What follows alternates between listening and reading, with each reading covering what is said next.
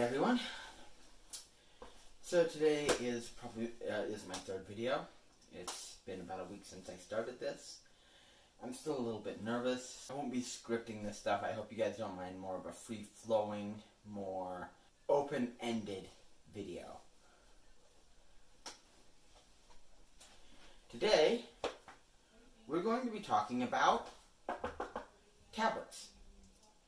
Now, as I'm sure many of you guys know, Android stopped supporting tablets last year in 2018. And after the Pixel Slate and the Pixel Book, Google canceled, well, from what I've heard, Google canceled their Pixel tablet division. And that drives me nuts. Google, you're up and down, or up and down, or up and down. Here's a product. Oh, it didn't work like we wanted it to? Bye-bye. Oh, Allo! It's got a couple of really happy users, but it's not performing up to expectations? Bin it. Oh, Inbox. A genuinely useful service that actually allowed you to get rid of your mail and have it organized very well. Oh, well, stop developing it. Google, you have a very good thing with Android. And I would hate to see you waste it. Chrome is okay. It works on desktops. But you're trying to force a desktop operating system to turn into a touch operating system. It doesn't work that way. I am not an engineer or a software developer, but I would guess even if an application is online, it still needs computer power and it still needs RAM. Your browser-based thing, you're basing it on a desktop browser.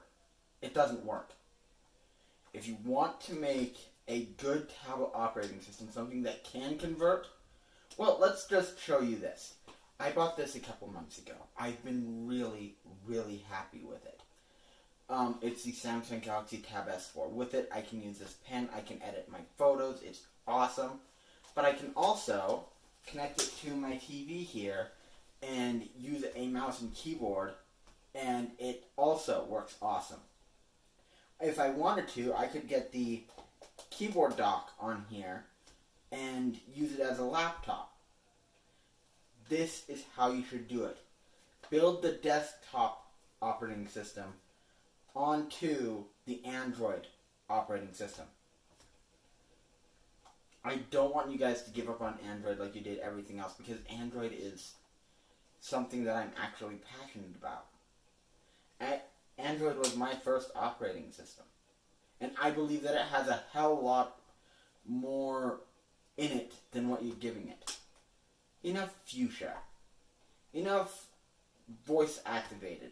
That's fine. That's farther off. So, if we're going to get a tablet, what are the first steps? Well, a lot of people use a tablet for productivity. So, advertise your productivity more. Maybe you get Power Director and you advertise it on the Play Store. Best apps for video editing. Snapseed, Polar, really, really good apps for photo editing.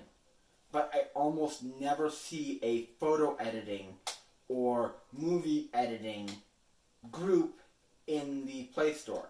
Sometimes it'll be productivity, but even when it's productivity, like you have your stuff confused, and like a keyboard will be in productivity. A keyboard shouldn't be in productivity. But that's getting aside the point.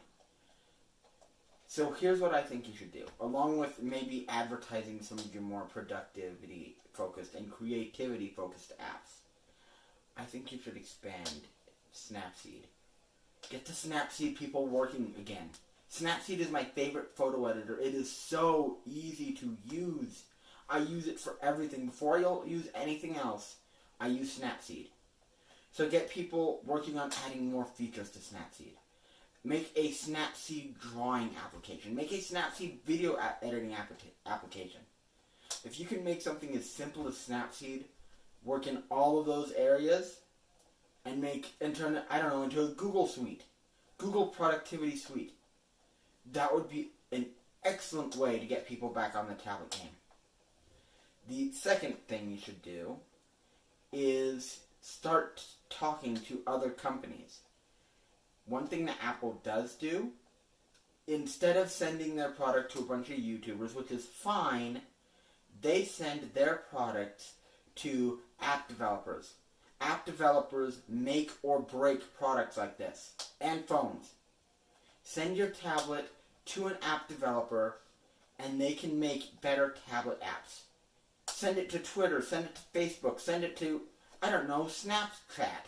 You can also, I don't know, work on connectivity between phones and tablets on Android. Samsung has it, Apple has it. Not that you have to have it, but it does make it more easy. If you guys made an app that could do that between any Android device, that would sell a tablet. That would sell a phone.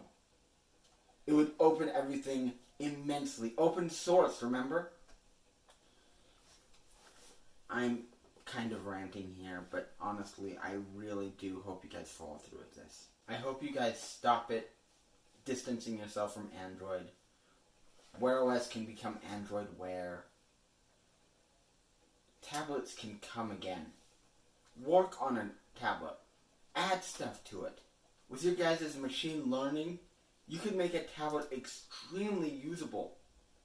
You could keep an eye on if users allowed it. You could keep an eye on how users edit videos so that a machine learning program could go, oh, there's a lot of blank space in this area. Snip. All kinds of stuff. Now I'd like to talk about the UI for a tablet, if you do one. I think you should have a unified UI.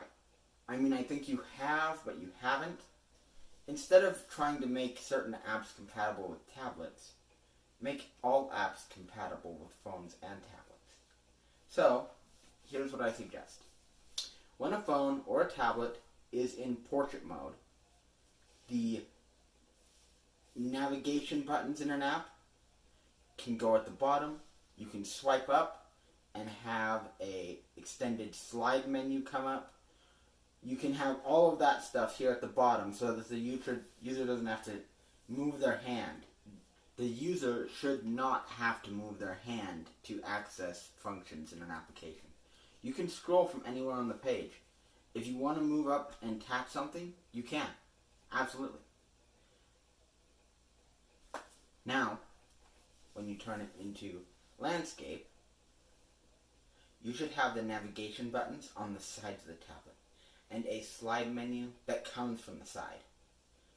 You have them all on the side, whether it's in portrait or landscape now, but maybe, I don't even know if this is possible, but maybe you can have it just from the side when it's in landscape mode. Next, let's talk a little bit about pen input.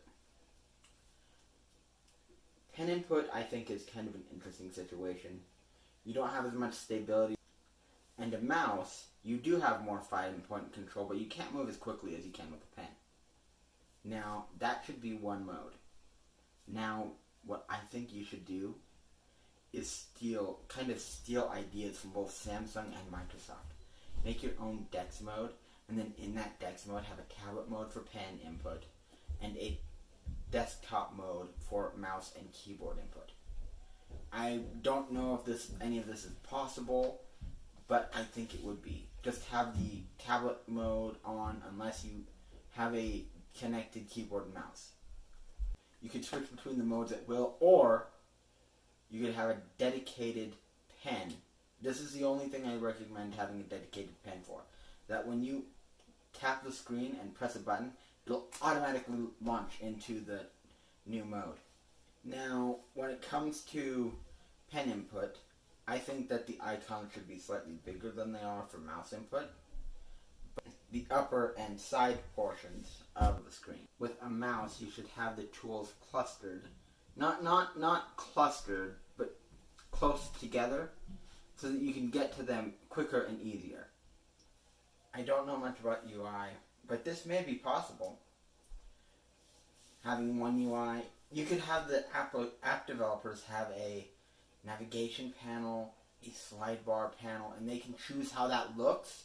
You could have dual columns or whatever they wanted. And then when you change orientations or switch to the other mode, you could have those different areas move around, and it wouldn't cause so much lag. Again, I'm not an expert in any of this, but I believe that Google should stick to it. I invite any of you as well to let me know what your thoughts are on this. I'm sorry for the rant, and I'll see you guys in the next video. Oh,